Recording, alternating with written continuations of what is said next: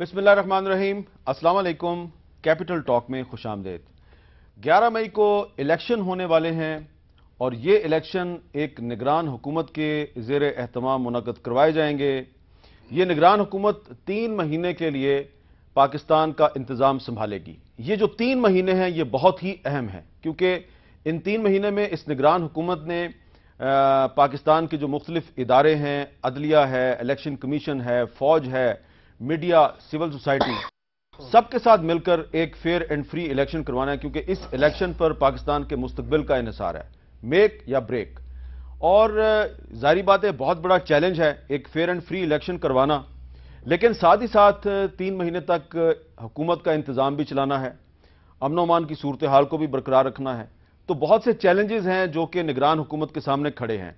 हमने पहले भी इन चैलेंजेस पे बात की है, लेकिन ये चैलेंजेस इतने बड़े हैं कि इन पे हमें मुसलसल बात करते रहनी चाहिए, ताकि जो निगरान हुकूमत है उसमें जो लोग आने वाले हैं उनको ये पता हो कि उन्हें किन चैलेंजेस का सामना होगा। तो आज इस अहम मामले पे बात के लिए हमारे साथ मौजूद हैं जनाब सरदार मेहताब अब्बासी साहब, मुस्लिम लीग नून के सीनियर रहनुमा, जनाब मौला बख्श चांडियो साहब, सेनेट के रुकन, पाकिस्तान पीपल्स पार्टी के सीनियर रहनुमा, वफाकी वजीर थे, और कराची में हमारे साथ मौजूद हैं जनाब वसीम अख्तर साहब, मुत्तहिदा कौमी मूवमेंट के सीनियर रहनुमा। सरदार मेहताब अब्बासी साहब, आपके ख्याल में ये जो निगरान हुकूमत है इसके रास्ते में सबसे बड़ा चैलेंज क्या होगा? बहुत शुक्रिया हामिद मीर साहब। मेरे ख्याल में आपने बड़ी अच्छा मौजू लिया है कि इस आने वाले 60 दिनों में जहां मुल्क भर में एक फेयर एंड ऑनेस्ट इलेक्शंस की तैयारी होगी और उसकी जिम्मेदारी होगी कि वो इस इलेक्शन को कंडक्ट भी करे और एक मुल्क में एतमाद की फ़िज़ा कायम करे, क्योंकि माजी में जितने भी इंतखाबात हुए बदकिस्मती से उन इंतखाबात के बारे में बहुत ज़्यादा तशवीश आती रही, बाद में एतराज़ात भी होते रहे और अंदर की कहानियाँ फिर बहुत बाद में पता चलती रही कि ये तो दरअसल बड़े इंजीनियर्ड इंतखाबात रहे हैं। तो इसलिए एक पहला मौका होगा उसके लिए कि वो इसको एक अच्छे तरीके से कंडक्ट करें।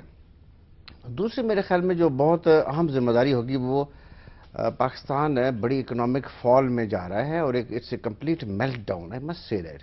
और ये बदकिस्मती से पिछले 5 सालों में इस तरफ कोई तवज्जो नहीं दी गई। मैं इस वक्त कोई इल्ज़ाम देने नहीं बैठा हूँ, मैं just want to be very fair and एक रियलिस्टिक व्यू लेना चाहता हूँ कि पिछले 5 सालों में जो मुल्क की माशी सूरत हाल रही है और जो फाइनेंशियल मैनेजमेंट रही है वो बदकिस्मती से बहुत उसके ऊपर बड़े एतराज़ात भी हैं और बुरी तरह पाकिस्तान को लपेट दिया गया है कर्ज़ों के एक बड़े जाल में। तो जो बहुत बड़े चैलेंजेस हैं वो 2-3 होंगे। एक तो लॉ एंड ऑर्डर सिचुएशन को पुरअमन रखना है पूरे मुल्क के अंदर, क्योंकि पिछले तवातर से चंद महीनों से तो बड़ी ज़्यादा हो गए हैं, धमाके ज़्यादा और हैं और सेक्टेरियन भी किलिंग्स बढ़ रही हैं। और इसी तरह एक और नई चीज़ होगी कि विंटर ख़त्म होने के बाद अफ़गानिस्तान में आप जानते हैं कि जो नेटो फोर्सेस और अमेरिका की वहाँ फ़ौजें हैं उनके मुकाबले पे जो क़ुव्वतें मुतहारिब हैं तालिबान की, वो विंटर ज़रा लल पीरियड होता है, हाइड आउट्स हो जाती हैं, दोनों तरफ से खामोशी इख्तियार होती है। तो अभी स्प्रिंग आ रहा है और आ चुके ऑलमोस्ट, तो अगले 2-3 महीनों में उनके अंदर भी इंटेंसिटी होगी। ये बात दुरुस्त है कि एक तरफ मुज़ाकरात की बातें चल रही हैं तालिबान की भी और अमेरिका की, लेकिन मेरे अपने अंदाजे के मुताबिक और जो मेरी इत्तला है अभी तक वो जो मुज़ाकरात है किसी नतीजे पर नहीं है। तो दोनों तरफ से दबाव बराबर जारी रखा जाएगा। जब वहाँ दबाव पड़ेगा अफ़गानिस्तान में तो उसके असरात पाकिस्तान की जो ट्राइबल एरियाज़ हैं यहाँ पर भी आएगा। तो लॉ एंड ऑर्डर भी उसके पास बहुत बड़ी उसकी ज़िम्मेदारी होगी कि उसकी तरफ तवज्जो दे।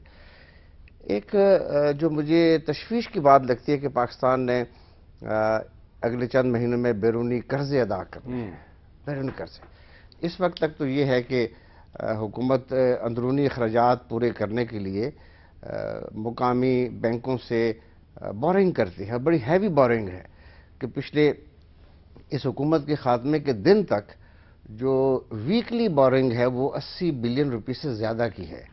तो ये बड़ी तशवीशनाक बात है। अब इस हुकूमत को अपनी फाइनेंशियल मैनेजमेंट फौरी तौर पर चेक करनी है, अखराजात को रोकना है और ख़ास तौर पे उन अखराजात को कि जो पाकिस्तान का जो ड्रेन आउट हो रहा है, जो इसके अखराजात हैं, जैसे واپڈا ہے اور ڈیسکوز ہے، ان کے اندر آج پتہ چلا کہ 450 ارب روپے کا اینول جو ہے لاس کی طرف جا چکا ہے. تو اس کا مطلب ہے کہ 1 بلین روپی 1.5 بلین روپی جو ہے پر ڈے کے حساب سے پاکستان کے حکومت کو کاسٹ کرے گا ایڈیشنل، اور پاکستان کے عوام کو کاسٹ کرے گا ایڈیشنل. تو یہ جو لائبلٹیز ہے یہ اگلے مئی کے مہینے تک میرے خیال میں کوئی $300 ملین جو ہے وہ ان کو فوری طور پر رقم ادا کرنی ہے، اور جو کرنسی ہے وہ فری فال ہو رہی ہے. مولانا بخش چانڈیو صاحب، یہ بڑی اہم بات ہے، اور ہماری بھی اطلاع یہی ہے کہ کم از کم $258 ملین پاکستان کو مئی تک صرف IMF کو ادا کرنے ہیں. اور اب یہ نگران حکومت جو ہے اس کے سامنے صرف الیکشن کا انعقاد ایک چیلنج نہیں ہوگا، اس نے یہ $258 ملین کو بھی ارینج کرنا ہے. ظاہری بات ہے یہ پیسے ارینج کرنے کے لیے وہ کیا کریں گے؟ وہ پیٹرول کی قیمت بڑھائیں گے، وہ بجلی کی قیمت بڑھائیں گے. تو آپ یہ نہیں سمجھتے کہ نگران حکومت جو ہے وہ بہت زیادہ دباؤ میں آ جائے گی؟ میرے خیال میں نگران حکومت کا اول آخر بنیادی جو ڈیوٹی ہے وہ انتخابات کا انعقاد ہے، جو اس کے لیے طے کیا گیا ہے کہ اس ملک میں جب عوام کے منتخب نمائندوں کی حکومت کا ٹائم وقت تو پورا ہو تو وہ عبوری سیٹ اپ ہے. اب اس اول آخر یہی ہے، لیکن اس عبوری پیریڈ میں 3 مہینے میں یا 2 مہینے میں جو بنیادی قسم کی چیزیں آ جائیں گی جس کے ہنگامی طور پر فیصلے کرنے ہوں گے وہ تو ضرور کریں گے. اب ہم کہیں گے بجلی کا مسئلہ تو یہ حل کر کے تو نہیں جائیں گے. ان مسائل کے لیے کوئی بنیادی قسم کی کوئی سمت تعین کر جائیں، کوئی ایسی چیزیں ظاہر کر دیں، فیصلے کر جائیں جن پہ ہم آنے والی حکومت عمل کر کے کوئی بہتر ہو. اگر یہ نگران حکومت یہ تو ممکن ہے، لیکن ہم کہیں کہ یہ پالیسیاں تبدیل کر سکیں گے؟ ہرگز نہیں. اس قسم کی بنیادی کوئی فیصلہ نہیں کر پائیں گے. ان کو اعتماد بحال کرنا ہے عوام کا انتخابی عمل پر، جو منتخب نمائندے آئیں گے وہی کوئی فیصلہ. لیکن میرا سوال یہ ہے کہ انہوں نے صرف $258 ملین IMF کو دینے ہیں مئی 2013 تک. اس کے لیے یہ پیسے کدھر سے لے کے آئیں گے؟ یہ پیٹرول مہنگا کریں گے، بجلی مہنگی کریں گے. اس کا میں تو فوری طور پہ جواب نہیں دے پاؤں گا. جو اس معاملات کے ماہرینوں نہیں تو میرا سوال یہ ہے کہ ایک پاکستانی کی حیثیت سے اگر یہ پیٹرول کی قیمت بڑھائے تو ہمیں برداشت کرنا چاہیے کہ سڑکوں پہ آ جانا چاہیے؟ دیکھیں نہیں، جو مشکلات آئیں گی ان کو دینا ہے، لیکن اثرات ہم پر بھی ہوں گے. ابھی ہماری حکومت ختم ہوئی، ہم پر بھی ہوں گے، جو آنے والے دوست ہوں گے ان پہ بھی ہوں گے. لیکن یہ تو بیٹھ کے طے کرنے کا مسئلہ ہے کہ وہ کیسے اس چیز سے نکلتے ہیں. لیکن بلا شبہ اگر یہ ان کے ہی زمانے میں یہ سوال آ رہا ہے تو ان کو منہ تو دینا ہوگا. آپ کچھ کہنا چاہ رہے ہیں؟ جی، میں مولانا بخش چانڈیو صاحب میں بہت احترام کرتا ہوں کہ یہ پاکستان میں بہت سیزنڈ پولیٹیکل ورکر ہیں اور بہت شریف النفس بھی ہیں، اور سادہ لوگ بھی ہیں. میں یہ کہوں گا شریف النفس، حلیم الطبع، تمام جو اچھی اوصاف ہیں وہ ان میں موجود ہیں. میں ذاتی قدر کرتا ہوں، لیکن یہ اتنی سادہ سی بات کہہ کے تو یہ آج چلے جائیں گے تو میرے خیال میں مناسب نہیں ہوگا، کیونکہ یہ منسٹر بھی رہ چکے اس حکومت کے. دیکھیں، میں ریمائنڈ کرانا چاہتا ہوں، یاد کروانا چاہتا ہوں آپ سب کو کہ جنرل مشرف کے دور میں ایک کیئر ٹیکر گورنمنٹ بنی تھی، اور اس کیئر ٹیکر گورنمنٹ میں جو فیصلے انہوں نے کیے اس کے اثرات آج تک وہ ختم نہیں ہو رہے ہیں. اور آپ کو یاد ہوگا کہ اس وقت انٹرنیشنلی آئل پرائسز بڑھ رہی تھیں، اور جنرل مشرف کے کہنے پر اور ان کے ساتھیوں کے کہنے پر پرائسز کو یہاں پر ریگولیٹ رکھا گیا، ایک کم درجے پر رکھا گیا، پرائسز بڑھائی نہ گئیں. نتیجہ یہ ہوا کہ جب مارچ میں نئے انتخاب کے بعد پیپلز پارٹی اور اس کے اتحادیوں کی حکومت بنی تو 180 ارب روپے کا سرکولر ڈیٹ ان کے حوالے بھی کر دیا گیا تھا. اور آج وہی سرکولر ڈیٹ جو ہے پچھلے 5 سالوں سے جو بڑھتا جا رہا ہے، کیونکہ اس کو چیک کرنے کی کوئی ایفرٹ بھی نہیں کی گئی، تو debt is around $400 billion rupees کا سرکولر ڈیٹ جاری ہے. تو یہ کہہ رہے ہیں کہ یہ تو صرف 2 مہینے میں کوئی پالیسی ڈیسیژن نہیں کریں گے، پالیسی ڈیسیژن تو کر بھی نہیں سکیں گے، ان کے پاس اتنا وقت بھی نہیں ہوگا.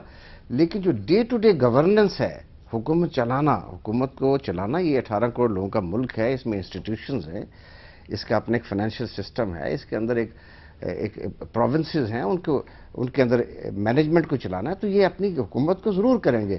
اس لیے یہ بات کہہ دینا کہ جی ہمیں کچھ پتہ نہیں کیا کریں گے، دس از ویری، یہ اس لیے بھی کہ آپ اور پیپلز پارٹی دونوں کی صلاح مشورے سے یہ نگران حکومت آ رہی ہے، تو اس لیے آپ دونوں پہ کچھ نہ کچھ ذمہ داری تو عائد ہوگی. وسیم اختر صاحب، آپ بتائیے کہ یہ جو نگران حکومت ہے اگلے 60 دن میں 65 دن میں اس حکومت کے لیے سب سے بڑا چیلنج کیا ہوگا؟ حامد بھائی، بڑا وقت کے حساب سے بڑا ریلیونٹ کویشچن کیا آپ نے، اور جس آپ نے اپنا پروگرام شروع کیا میں سمجھتا ہوں یہ بہت امپورٹنٹ ہے. سب سے پہلے تو ظاہر ہے آنے والی جو کیئر ٹیکر گورنمنٹ ہے اس کو ایک چیلنج تو یہ ہے کہ پرامن الیکشن کا انعقاد، جس میں ٹرانسپیرنسی ہو، جس میں شفاف الیکشن ہو، یہ سب سے بڑی ذمہ داری بنتی ہے پرامن۔ اس کے بعد ظاہر ہے جو ایسے ایگریمنٹ کیے گئے ہیں گورنمنٹ کی طرف سے ماضی میں، ورلڈ بینک ہو، آئی ایم ایف جو بھی ہو، اس کو بھی کیئر ٹیکر گورنمنٹ کو دیکھنا تو پڑے گا ہی، مگر صحیح کہہ رہے ہیں کہ اتنا وقت ہوگا نہیں ان کے پاس، یہ سارا ملبہ میں سمجھتا ہوں آنے والی حکومت پہ ہی آئے گا جو کہ الیکشن کے بعد آئے گی۔ حامد بھائی، میں ایک بات بہت ہی ریلیونٹ ہے اور امپورٹنٹ ہے اس ملک کے لیے، وہ اس کے ساتھ ملانا چاہوں گا۔ پرامن جب میں کہہ رہا ہوں تو سب سے بڑی ذمہ داری نئی گورنمنٹ کی، کیئر ٹیکر کی، یہ بنے گی کہ پورے ملک میں امن ہو، اور اسپیشلی جو حالات آج ہیں کراچی میں، ہمیں کنسرن ہے کہ شیعہ سنی فساد تو پورے ملک میں ہے، لا اینڈ آرڈر پورے ملک میں ہے، مگر دیکھنے میں یہ آ رہا ہے کہ پورے ملک میں کوئٹہ میں تو بلاسٹ ہوا، ہمارے اہل تشیع جو بھائی ہیں ان کی شہادتیں ہوئیں، سنیوں کی بھی شہادتیں ہوئیں، وہ تو ہو گیا ختم، مگر آپ یہ دیکھیں پورے ملک میں تو رکا ہے معاملہ، مگر کراچی میں کنٹینیو ہے۔ پروفیسرز، ڈاکٹرز، سوشل ورکرز کو چن چن کے مارا جا رہا ہے، ہمارے کارکنوں کو چن چن کے مارا جا رہا ہے، یہ ہمارے لیے بڑا خدشہ ہے، اور ہم سمجھتے ہیں یہ کوئی سازش ہے صرف کراچی میں الیکشن کے مختلف ریزلٹ لینے کے لیے۔ اچھا، ایم کیو ایم 90% مینڈیٹ رکھتی ہے یہاں، اس کو ڈسٹرب کیا جا رہا ہے، تو سب سے بڑا چیلنج کیئر ٹیکر کے لیے یہ بھی ہوگا کہ کراچی میں جو یہ فرقہ واریت ہو رہی ہے اس کو بھی روکا جائے۔ وسیم اختر صاحب، یہ کراچی میں جو اچانک ایک گینگ وار شروع ہو گئی ہے اور بہت ہی بہیمانہ قسم کی قتل و غارت ہو رہی ہے، میرے سے تو وہ ڈیٹیلز بیان بھی نہیں کی جا رہی، میں نے یہ سنا ہے کہ بہت ہی برے طریقے سے لوگوں کو قتل کر کے پھر ان کے انسانی اعضاء کے ساتھ کھیلا جا رہا ہے۔ یہ والا فینومینا کیسے اچانک کراچی میں آ گیا ہے؟ دیکھیں حامد بھائی، یہ آج کا نہیں ہے، کافی عرصے سے چلا آ رہا ہے۔ ماضی میں اگر آپ کو یاد ہو، لیاری گینگ وار والوں نے لوگ اغوا کیے تھے اور گردنیں کاٹی تھیں ان کی، اور اس کی یوٹیوب پہ فلم بھی موجود تھی، ٹھیک ہے۔ ابھی تھوڑے دن پہلے 3 لوگوں کو قتل کیا گیا اور ان کے ٹکڑے ٹکڑے کیے گئے اور ٹکڑے جلائے گئے، گردن کاٹ کے سر کی سے فٹ بال کھیلی گئی۔ اب ہماری لا انفورسمنٹ ایجنسیز کیا کر رہی ہیں؟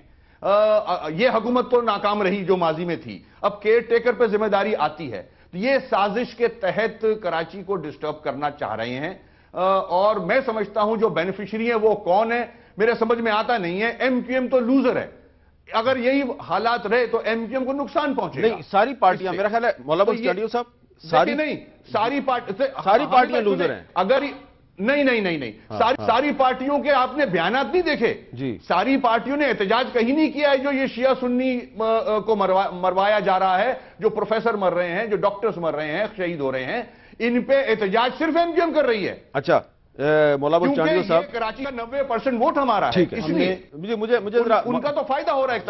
چانڈیو صاحب، سبت جعفر صاحب، ایک پروفیسر، ان کو قتل کیا گیا کراچی میں۔ ایک پروفیسر، ایک استاد جو ہے وہ تو سب کی میراث ہے، وہ تو سب کا ایک ایسٹ ہے، ٹھیک ہے۔ تو وسیم اختر صاحب کو یہ تاثر کیوں مل رہا ہے کہ صرف ایم کیو ایم احتجاج کری اور پیپلز پارٹی اور اے این پی اور مسلم لیگ نون اور دیگر جماعتیں خاموش ہیں؟ وسیم بھائی کو حق پہنچتا ہے جو رائے قائم کرے۔ پاکستان پیپلز پارٹی ایک مکتبہ فکر کی پارٹی نہیں کہ دوسرے مکتبہ فکر کے قتل عام پر خاموش رہے یا خوش رہے۔ اس شہادتوں میں ہماری شہادتیں بھی مسلسل ہو رہی ہیں، ہمارے کارکنوں کو بھی مسلسل قتل کیا جا رہا ہے، ہمارے کارکنوں کی محفوظ نہیں ہے، ہمارے لیے بھی علاقے بند کیے ہمارے کارکنوں کے لیے، لہذا یہ بات ہمارے اور تمہارے نہیں ہے۔ کراچی میں جو بھی قتل ہو رہا ہے وہ ہمارا قتل ہو رہا ہے، وہ پاکستانی قتل ہو رہا ہے، وہ مسلمان قتل ہو رہا ہے، ہمیں اس پر افسوس ہے۔ اہل تشیع کے حوالے سے جو آپ پروفیسر کی بات کرتے ہیں، ان کو میں نے ٹی وی پہ پہلے بھی دیکھا ہے، پڑھتے ہوئے سنا ہے، لیکن یہ قیامت پہلی بار تو نہیں ٹوٹی۔ چن چن کے اس مکتبہ فکر کے ڈاکٹروں کو، علماء کو پہلے بھی قتل کیا جاتا رہا ہے، تب یہ آواز کیوں نہیں اس قسم کی آئی کہ صرف احتجاج ہمارا ہے؟ جو احتجاج ہو رہے ہیں اس میں اس مکتبہ فکر سے وابستہ ہمارے کارکن بھی ہیں، وہ بھی شامل ہو رہے ہیں۔ اس کو ایسے نہیں دیکھنا چاہیے، یہ سازش ہے پاکستان کے خلاف، یہ سازش ہے کراچی کے خلاف، اور جہاں تک ناکامی کا سوال ہے، حکومت ناکام نہیں ہوئی، صرف حکومت ناکام نہیں، وہاں کے سیاست کرنے والے ہر گروہ ناکام ہو گیا ہے، ٹھیک ہے، کیونکہ وہ بھی تو وہاں تھے، طاقت کا اختیار تو ان کے پاس بھی اتنا ہی تھا۔ ایسے کیسے ممکن ہے ہمارے حلقے میں ہو، ہمیں پتہ نہ چلے؟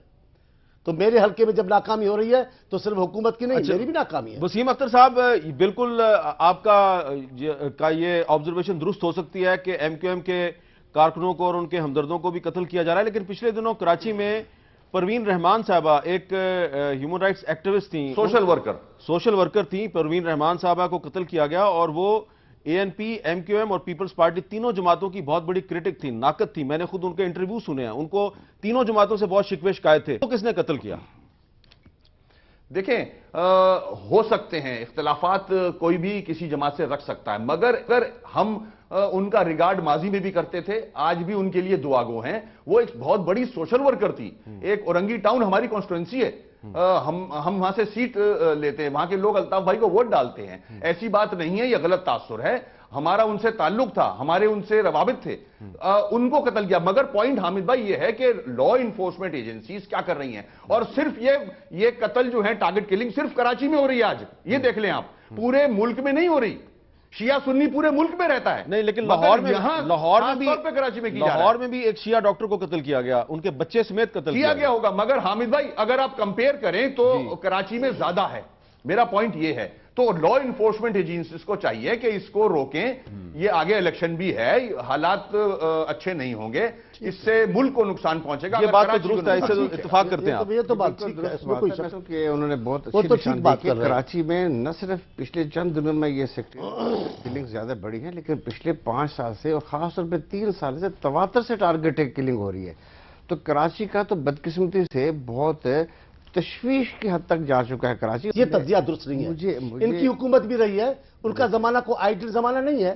آپ نے کراچی کو فوج کے حوالے کیا، آپریشن شروع کروایا، اس کا مطلب کوئی سکون تو آپ کے زمانے ماضی نہیں، یہ میں یہ نہیں میر صاحب، میں کبھی بھی ماضی میں اس انداز سے نہیں جاتا۔ نگران حکومت کے لیے چیلنج ہے۔ ہاں، یہ جو اب ایم کیو ایم پیپلز پارٹی، میں یہ نہیں کہہ رہا، میں کہہ رہا ہوں تجزیہ ایسا کرنا چاہیے، بڑے عرصے سے بھائی ہے میرا کوئی قطن مقصد، اچھا میں ایک بریک لیتا ہوں، میرا مقصد قطن جو ہے وہ تنقید نہیں ہے، ایک ریالٹیز ہیں، پوری دنیا جانتی ہے۔ اچھا ایک ریالٹی اور بھی ہے، زمانہ تو آپ کا ایک ریالٹی اور بھی ہے، ہماری خوش قسمتی ہے کہ وسیم اختر صاحب بھی موجود ہیں، آپ بھی موجود ہیں، کہ سندھ میں گورنر تو ایم کیو ایم کا ہے، اور اپوزیشن لیڈر جس سے صلاح مشورہ کر کے آپ نگران وزیر اعلیٰ کا تقرر کر رہے ہیں، وہ بھی اپوزیشن لیڈر بھی ایم کیو ایم کا ہے۔ اتفاقات ہیں زمانے کے، یہ وسیم اختر صاحب سے بھی پوچھنا ہے اور چانڈیو صاحب سے پوچھنا ہے ایک وقفے کے بعد۔